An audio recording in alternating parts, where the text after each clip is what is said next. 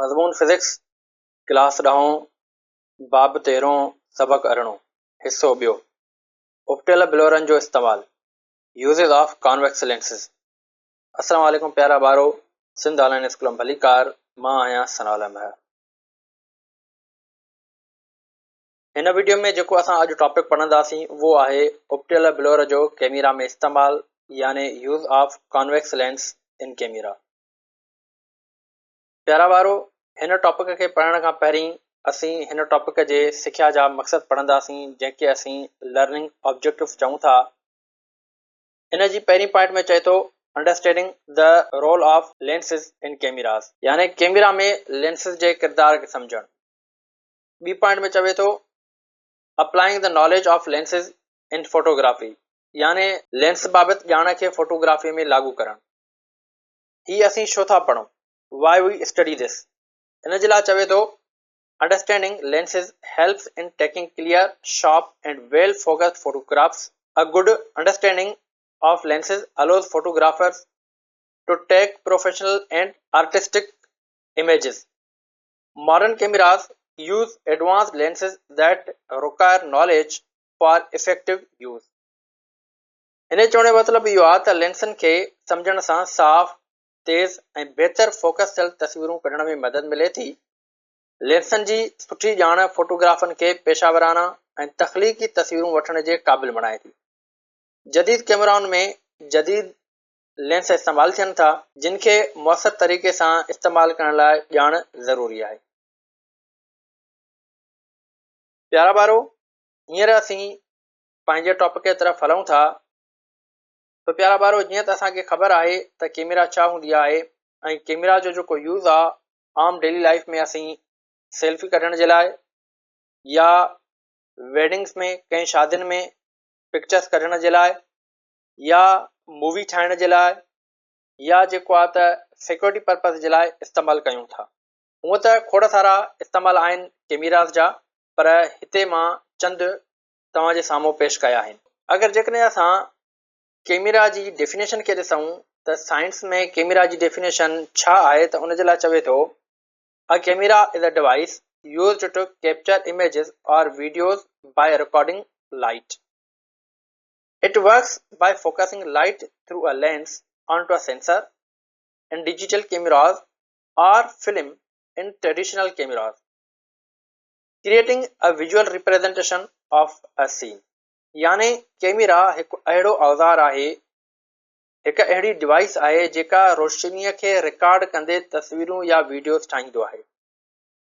Digital कैमराउनि में रोशनी lens वसीले sensor ते पवंदी आहे ऐं रिवायती कैमराउनि में रोशनी फिल्म ते पवंदी आहे, जंहिं जे नतीजे में तस्वीरूं ठहंदियूं आहिनि। हाउ इट वर्क्स, यानी कैमरा कीअं थी कमु करे। तो प्यारा ॿारो, सभ खां पहिरीं असांखे हिन जे कुझु पार्ट्स खे सम्झणु ज़रूरी आहे, छो त हिन जा ही चंद पार्ट्स आहिनि जंहिंजो वेरी इम्पॉर्टेंट जेको आहे त रोल आहे कैमरा में। सभ खां पहिरीं हाणे असां हिन जी इमेज फॉर्मेशन खे हिन पार्ट्स जे ज़रिए जेको आहे सम्झण जी कोशिशि कंदासीं। सभ खां पहिरीं असां हिन कैमरा जे पार्ट्स जे बारे में सम्झंदासीं त हिन पार्ट्स जो जेको कमु आहे उहो कहिड़ो आहे। सभ खां पहिरीं ही ऑब्जेक्ट आहे, यानी ही असां वटि कोई ऑब्जेक्ट आहे जंहिंजी तस्वीर असां कैमरा में कैप्चर कयूं था, या जंहिंजो वीडियो असां कैमरा में ठाहियूं था। सभ खां पहिरीं फ्रंट में अॻियां असांखे लेंस नज़र ईंदो आहे। लेंस छा कंदो आहे प्यारा ॿारो? लेंस जो कमु हूंदो आहे लाइट खे सेंसर ते फोकस करणु, यानी focus is light on to the sensor. ही छा कंदो? लाइट खे उन सेंसर ते या उन ग्राफिक प्लेट ते, उन जेको आहे त नेगेटिव ते फोकस कराईंदो। उन खां बाद में नेक्स्ट असां वटि जेको पार्ट आहे उहो आहे अपर्चर। हाणे अपर्चर जो कमु छा हूंदो आहे? अपर्चर आहे हिकिड़े क़िस्म जो कंट्रोलर जेको लाइट खे कंट्रोल कराए अॻे मोकिलींदो। ठीकु आहे, यानी अपर्चर जो कमु छा आहे? एडजस्ट टू कंट्रोल लाइट, यानी केतिरे मिक़दार में असांखे लाइट खपंदी आहे, उहो अपर्चर जो कमु आहे। त हितां जेको आहे त लेंस मां असां वटि लाइट फोकस थी आई, हाणे उन लाइट खे केतिरे मिक़दार में उहो अपर्चर जेको आहे उहो सेंसर ताईं मोकिलींदो, माना कंट्रोल कंदो उनखे। उन खां बाद में सेकंड जेको असां वटि पार्ट आहे उहो आहे शटर। शटर मीन्स दरवाज़ो हिकिड़े क़िस्म जो, आमतौर ते असां वटि जेको आहे त दुकाननि में हिकिड़ो शटर लॻल हूंदो आहे। शटर मीन्स जेको आहे त दर या दरवाज़ो, ठीकु आहे। त अहिड़े नमूने सां शटर जो कमु छा आहे, opens and closes to expose the camera's sensor और film to light for specific duration. यानी ही छा कंदो आहे, ही लाइट खे जेको आहे कैमरा जे सेंसर ते एक्सपोज़ कंदो आहे। यानी ईअं खणी चऊं, सिंपल लैंग्वेज में असां ईअं खणी चऊं त ही छा कंदो आहे, ही हिकिड़े क़िस्म जो दर आहे। जॾहिं लाइट अपर्चर खां जेको आहे त सेंसर जे तरफ़ ईंदी आहे त सेंसर खे जेको आहे त ही शटर जेको आहे, ही जेको दर आहे जेको आहे त ढकियूं वेठो हूंदो आहे।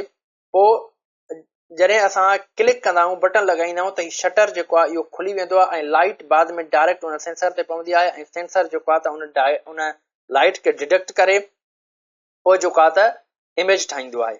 त मतिलबु छा थियो त शटर जेको आहे त दरवाज़े जो कमु कंदो आहे, कंहिंजे विच में सेंसर ऐं अपर्चर जे विच में। या ईअं खणी चऊं त लाइट खे सेंसर ते पहुचण जे लाइ हिन शटर जो खुलणु ज़रूरी आहे।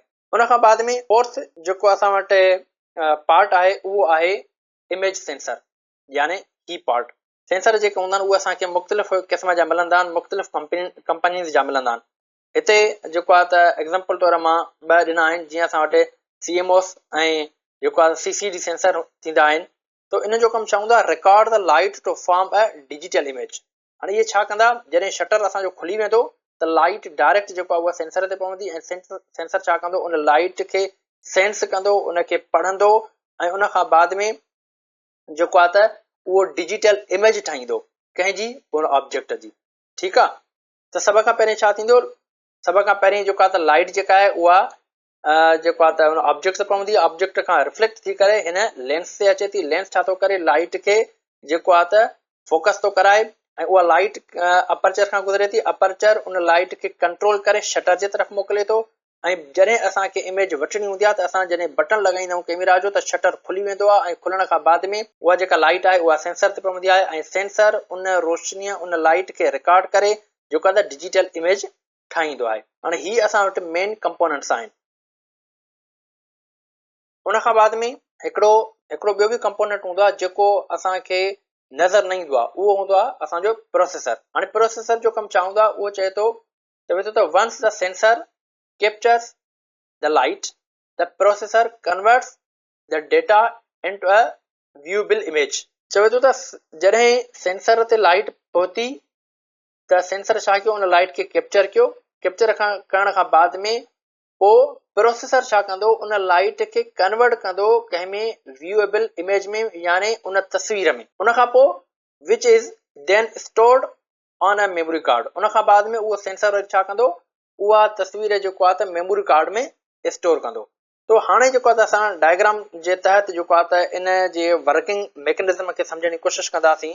त बेसिकली कैमरा जेको आहे त कहिड़े नमूने सां कमु करे थी। हाणे जीअं त तव्हां हिन जेको आहे डायग्राम में ॾिसी सघो था, हिन पिक्चर में ॾिसी सघो था, ही हिकिड़ो असां वटि ऑब्जेक्ट आहे। हाणे इन ऑब्जेक्ट मां जेको आहे त रेज़ निकिता, इहे कारे वेंदा, इहे वेंदा असांजा लेंस जे। हाणे लेंस छा कंदो प्यारा ॿारो, इन खे जेको आहे त फोकस कराईंदो। यानी जेकॾहिं लेंस न हुजे त असांजी इमेज जेको आहे त फोकस न थी सघंदी, उहे लाइट रेज़ असांजा फोकस न थी सघंदा। हीउ जेको लेंस आहे उहो जॾहिं लाइट खे फोकस कराईंदो त इन जे बाद में वरी अपर्चर लॻल हूंदो ऐं अपर्चर छा कंदो, उन रेज़ खे वरी कंट्रोल कंदो। कंट्रोल करे पोइ काॾे मोकिलींदो, पोइ इहो मोकिलींदो वरी जेको आहे सेंसर ॾे। पर पोइ प्यारा ॿारो तव्हांजो हिते हिकिड़ो सुवाल थी सघे थो त लाइट त हिते असांजी बिल्कुलु मतिलबु सिधो अचे थी, डायरेक्ट सेंसर ते पवे थी। पर जॾहिं असां कैमरा खणंदा आहियूं ऐं कैमरा में जॾहिं असां पिक्चर जेको आहे त कढण जी कोशिशि कंदा आहियूं, त जॾहिं असां हिकिड़ो आई व्यू हूंदो आहे उते, ठीकु आहे। हाणे जॾहिं असां उन आई व्यू में असां ॾिसंदा आहियूं त उहो आई व्यू जेको हूंदो आहे हिन लेंस खां मथे हूंदो आहे। त असांखे उहा इमेज जेका आहे उन ऑब्जेक्ट जी कीअं नज़र ईंदी आहे अखि वटि। तव्हांखे सेंसर त असांजो हेठि लॻल हूंदो आहे। इन में छा हूंदो आहे, इन जो तरीक़ेकार छा आहे प्यारा ॿारो, उहो असां हिन डायग्राम में सम्झण जी कोशिशि कयूं था। हाणे ॾिसो, हाणे हीअ लाइट आई, ठीकु आहे, अॻियों लेंस लॻल आहे, हीअ जेको आहे त अपर्चर आहे, अपर्चर खां अंदरि आई। हाणे शटर छा आहे प्यारा ॿारो, शटर हिकिड़े क़िस्म जो जेको आहे त मिरर हूंदो आहे। हाणे छा थींदो आहे त जॾहिं लाइट अचे थी असांजी हिन प्रोसेस मां गुज़री करे कंहिंजे तरफ़, सेंसर जे तरफ़, त सेंसर खां अॻु में हिते असांजो ही शटर लॻल आहे हाणे हीउ जेको शटर आहे प्यारा ॿारो उहो कंहिं मख़सूस एंगल ते रखियल हूंदो आहे। हाणे लाइट छा थी थिए अची करे डायरेक्ट हिन मिरर सां टकराइजे थी। मिरर खां टकराइजण खां बाद में पोइ इहा टोटल रिफ्लेक्ट थिए थी, यानी शटर जी एंगल जेका आहे उहा असांजी इन अहिड़े हिसाब सां रखियल हूंदी आहे जीअं लाइट असांजी टोटल रिफ्लेक्ट थी वञे। जीअं त असां ऑलरेडी डिस्कस करे आहियूं टोटल इंटरनल रिफ्लेक्शन जे बारे में। तो अहिड़े नमूने सां मथे वरी जेको आहे त इन जे मथी साइड खां जेको आहे त हिकु प्रिज़म लॻल हूंदो आहे। हाणे हीअ लाइट हितां रिफ्लेक्ट थी करे काॾे थी वञे प्रिज़म में, ऐं या वरी उन खां बाद में किन कैमराज़ में प्रिज़म लॻल हूंदो आहे, किन कैमराज़ में वरी हिते जेको आहे त मिरर बि लॻल हूंदो आहे। पर हिते असां प्रिज़म था खणूं त प्रिज़म बि अहिड़े नमूने सां सेट कयो वेंदो आहे जीअं हिन मिरर खां हिन शटर खां जेका लाइट रिफ्लेक्ट थी करे अचे थी उहा वरी इन जेको आहे प्रिज़म में टोटल इंटरनल रिफ्लेक्ट थिए। ठीकु आहे। उन खां पोइ हिते वरी असांजो व्यू फाइंडर हूंदो आहे जंहिं ते अखि रखी करे असां उन ऑब्जेक्ट खे ॾिसंदा आहियूं त हाणे मतिलबु पोज़ीशन हुनजी कहिड़ी आहे, हाणे तस्वीर असां कढूं या न कढूं, पोइ उन व्यू फाइंडर में असां ॾिसंदा आहियूं। त उन खां बाद में छा थींदो आहे प्यारा ॿारो, हिन पॉइंट ते हीउ जेको आहे त बटन हूंदो आहे। ठीकु आहे। जंहिं बटन सां असां तस्वीर कढंदा आहियूं, बटन लॻाईंदा आहियूं त पिक्चर निकिरी वेंदी आहे, उनखे चइबो आहे शटर बटन। हाणे उन शटर बटन जो कमु छा हूंदो आहे त जॾहिं असां हिन बटन खे दॿाईंदासीं त हीउ जेको मिरर हूंदो, हीउ जेको शटर हूंदो, इहो मथे थी वेंदो। ठीकु आहे, बिल्कुलु सिधो थी वेंदो। लाइट जेका आहे त उहा डायरेक्ट असांजी कंहिं ते ईंदी, उन सेंसर ते पवंदी। उन खां बाद में तव्हां नोट कयो हूंदो त जॾहिं असां बटन लॻाईंदा आहियूं त जेको आहे त कुझु मिली या माइक्रो सेकेंड्स जे लाइ असां व्यू फाइंडर में कुझु बि न ॾिसंदा आहियूं, उहो असांजो बिल्कुलु हिकिड़ो ब्लैक थी वेंदो आहे। ठीकु आहे। उहो छाजे करे ब्लैक थींदो आहे त जॾहिं असां शटर बटन दॿाईंदा आहियूं त हीउ जेको असांजो मिरर आहे या हीउ जेको शटर आहे इहो खुली वेंदो आहे, ऐं लाइट जेका आहे त इन सां टकराइबी न आहे, इहा सिधी जेको आहे त सेंसर सां टकराइबी आहे, ऐं असां उन लाइट खे न ॾिसी सघंदा आहियूं, जंहिंजे करे असांखे हिते व्यू जेको आहे त फाइंडर में उहा शइ ब्लैक नज़र ईंदी आहे। ऐं उन खां बाद में जॾहिं हिकिड़ो दफ़ो क्लिक थी वेंदी आहे त वरी साॻियो हीउ जेको शटर आहे उहो वरी पंहिंजी उन ओरिजिनल पोज़ीशन ते अची वेंदो आहे। वरी साॻे नमूने सां असांखे जेको आहे उहो अॻियों जेको व्यू आहे ऑब्जेक्ट या जेको अॻियों असांजो ऑब्जेक्ट बीठो आहे उहो असांखे नज़र ईंदो आहे। यानी चवण जो मतिलबु इहो आहे त जॾहिं असां बटन दॿाईंदा आहियूं त शटर मथे थी वेंदो आहे ऐं उन खां बाद में लाइट असांजी उन सेंसर ते पवंदी आहे। तो हीउ आहे कैमरा जे वर्क करण जो तरीक़ेकार। उन खां बाद में हींअर असां हलूं था वरी कैमराउनि जे क़िस्मनि जे तरफ़। त कैमराउनि जा कहिड़ा कहिड़ा क़िस्म थींदा।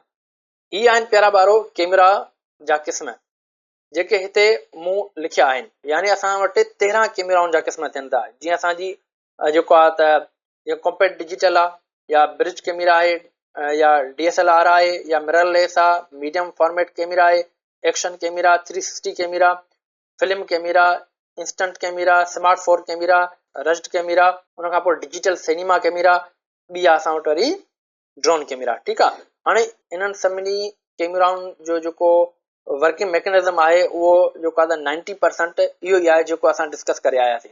उन खां बाद में जीअं असांजी साइंस तरक़ी कंदी वई तहिड़े नमूने सां उन्हनि में कुझु मॉडिफिकेशन थींदियूं रहियूं। त अहिड़े नमूने सां जेको आहे त असां वटि ही मुख़्तलिफ़ क़िस्म आहिनि कैमराउनि जा, जंहिंजो यूज़ पंहिंजे हिसाब सां अलॻि अलॻि आहे। यूज़ ऑफ कैमराज़ इन डेली लाइफ, यानी रोज़मर्रा ज़िंदगीअ में कैमराउनि जो इस्तेमालु। त असांजी रोज़मर्रा जी ज़िंदगीअ में कैमराऊं किथे किथे इस्तेमालु थियनि थियूं या उन्हनि जो इस्तेमालु कहिड़ो आहे। सभ खां पहिरीं फोटोग्राफी। जीअं मां तव्हांखे ऑलरेडी ॿुधायमि त फोटोग्राफीअ में जेको आहे त असां कैमरा इस्तेमालु कयूं था। त ॿियो जेको आहे वीडियोग्राफी जे लाइ बि कैमरा यूज़ कई वेंदी आहे। ठीकु आहे। थर्ड जेको आहे सर्विलेंस एंड सिक्योरिटी जे लाइ बि कैमराउनि जो यूज़ थींदो आहे। ठीकु आहे। जीअं CCTV कैमरा थी वई। त अहिड़े नमूने सां कम्युनिकेशन जे लाइ बि असां कैमराउनि जो यूज़ कंदा आहियूं। मोबाइल फ़ोन में कंहिं पंहिंजे रिलेटिव सां, फैमिली सां, फ्रेंड्स सां जेको आहे त असां वीडियो कॉल ते ॻाल्हाईंदा आहियूं। त उन में बि छा आहे, इहो असांजो कम्युनिकेशन पर्पज़ जे लाइ कैमरा जो यूज़ आहे। उन खां बाद में साइंटिफिक एंड मेडिकल एप्लीकेशन जे लाइ बि कैमराउनि जो यूज़ थींदो आहे। जीअं असांजो जेको आहे त माना एंडोस्कोपी जे लाइ कैमराउनि जो यूज़ कयो वेंदो आहे। उन खां बाद में एंटरटेनमेंट ऐं मीडिया जे लाइ बि कैमराउनि जो यूज़ कयो वेंदो आहे। जीअं असांजा कॉन्टेंट क्रिएटर हूंदा आहिनि असां वटि, उहे कैमराउनि जो यूज़ कंदा आहिनि ऐं पंहिंजो कॉन्टेंट ठाहींदा आहिनि ऐं उन खां बाद में सोशल मीडिया ते रखंदा आहिनि। लास्ट आहे असां वटि इंडस्ट्रियल एंड रिसर्च यूज़, यानी इंडस्ट्रियल ऐं रिसर्च यूज़ जे लाइ बि कैमराउनि जो इस्तेमालु कयो वेंदो आहे। ठीकु आहे। जीअं मिसाल जे तौर ते जीअं ऑयल एंड गैस वारियूं कंपनीज़ आहिनि या उन खां पोइ जेके मिनरल्स फाइंड कंदियूं आहिनि कंपनीज़, पोइ उहे जेके त हिकिड़ी वॾी जेको आहे त ड्रिलिंग कंदियूं आहिनि। ड्रिलिंग करण खां बाद में पोइ उन में अंदरि जेको आहे त कैमराज़ इंस्टॉल कयूं वेंदियूं आहिनि ऐं उन्हनि जी जेका आहे त लुक आफ्टर कई वेंदी आहे। ठीकु आहे, तो हीउ हुयो असांजो जेको आहे त कैमराउनि जो यूज़ जेको असां पंहिंजी डेली लाइफ में कयूं था। तो मूंखे उमेदु आहे प्यारा ॿारो तव्हांखे हीउ जेको लेक्चर आहे उहो सुठे नमूने सां सम्झ में अची वेंदो। तो हिन लेक्चर खे असां ख़तमु था कयूं। इंशाअल्लाह नेक्स्ट लेक्चर में वरी असां नए टॉपिक सां गॾु मिलंदासीं। तेसिताईं अल्लाह हाफ़िज़।